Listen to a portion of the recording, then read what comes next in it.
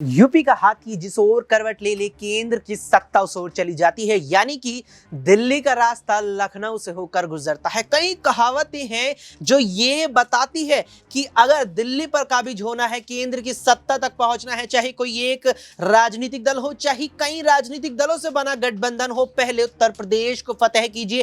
कारण है देश का सबसे बड़ा राज्य वो है, सबसे ज्यादा 80 लोकसभा सीटें उत्तर प्रदेश में आती है और इसीलिए कहा जाता है कि यूपी का हाथी जिस ओर करवट ले ले केंद्र की सत्ता वहीं चली जाती है। 2014 में आई मोदी लहर ने जिस तरीके से 71 सीटें जीती थी, यानी कि बीजेपी ने मोदी लहर में जिस तरीके से 71 सीटें सूबे में जीती थी, वो कहीं ना कहीं मजबूत आधार बनी थी कि बीजेपी 273 से ज्यादा सीटें जीतकर संसद में पहुंची थी और एनडीए कुल मिलाकर के 300 का आंकड़ा 2014 में पार करने में कामयाब रहा था। यूपी के हाथी का जिक्र है, यूपी के हाथी की बात आती है तो बात यहां पर यह भी आती है कि हाथी यानी कि बसपा मायावती किस ओर जाएंगी। रुख अब तक साफ नहीं किया है, साफ किया है लेकिन साफ फिर भी नहीं किया है। 15 जनवरी को अपने जन्मदिन के मौके पर मायावती ने प्रेस कॉन्फ्रेंस करके यह तो कह दिया था कि अकेले चुनाव लड़ेंगे, न एनडीए के साथ जाएंगे, न इंडिया गठबंधन के साथ जाएंगे। लेकिन फिर अचानक से यहां तेलंगाना में बीआरएस के साथ गठबंधन करती है। फिर बयान आता है सामने